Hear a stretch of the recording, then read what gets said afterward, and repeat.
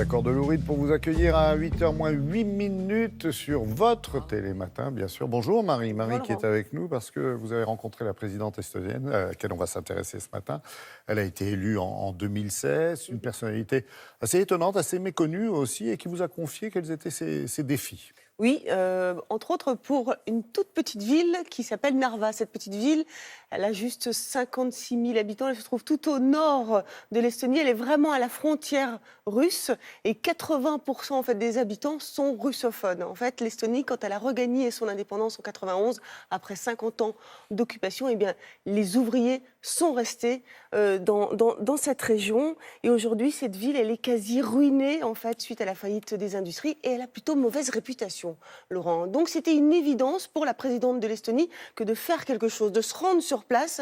Et donc elle a entamé une opération de séduction pour justement casser les stéréotypes. Et vous allez voir, malgré tous les défis à relever, parce qu'ils sont nombreux, elle nous explique tout cela. Regardez.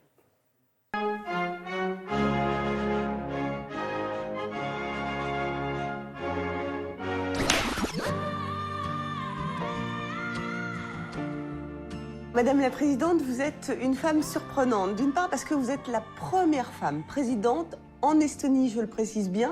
Et puis aussi parce que vous avez envie de changer les choses dans le pays. On a l'impression que vous avez envie de dépoussiérer un petit peu tout ça. Est-ce que c'est le cas?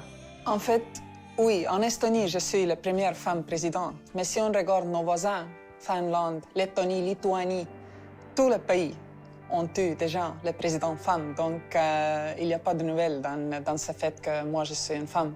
Mais moi, je ne pense pas que ça change mon politique parce que je suis une femme. Mais ce qui ça change, c'est que nos enfants, ils savent que tout est possible pour la femme et c'est important. Vous avez une particularité que les autres, vos prédécesseurs, n'ont peut-être pas fait, c'est que vous êtes proche de la population. C'est important, ça, pour vous? Ah oui, bien sûr. J'aime les gens. J'aime notre peuple et j'aime discuter les problèmes sociaux, par exemple, les problèmes des gens handicapés, les problèmes des femmes. On a pris beaucoup de temps de comprendre qu'on n'est plus pauvre. On est riche maintenant. Le salaire moyen, il y a 30 ans, en Estonie, était 35 € par mois. Maintenant, c'est 1 300. Une différence énorme. Et c'est quelque chose que je veux arriver à faire comprendre par tout le monde en Estonie qu'en fait, on est riche. On peut prendre soin des handicapés, des gens qui ont des difficultés. Il faut le faire. Il y a une ville en Estonie qui s'appelle donc Narva. Cette ville, vous avez envie qu'elle change un peu. À quel niveau? Narva, ça distingue un peu des autres villes d'Estonie parce que c'est une ville vraiment post-industrielle. Mais ils pensent un peu qu'ils sont post-soviétiques.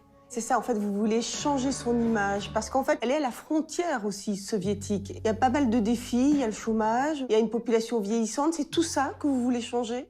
On ne peut pas changer la démographie restant dans une ville pendant un mois, mais on peut donner l'espérance. Et c'est vrai qu'il y a beaucoup de populations en Narva qui parlent le russe, mais ils sont nos citoyens. C'est vrai qu'aujourd'hui, l'Estonie, c'est un exemple au niveau numérique. On a commencé il y a 20 ans, pensant que peut-être si on fait rapidement, on va avoir une avance 3 ans, 5 ans, pas plus.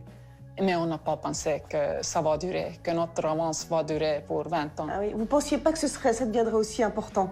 Non, on a pensé que c'est important. Mais Ouais. on a pensé que les autres gouvernements vont suivre. On cherche toujours à accompagner nos services avec toutes les nouvelles technologies pour être le mieux, Pour être plus meilleur efficace que les autres. Et c'est ça le secret d'Estonie.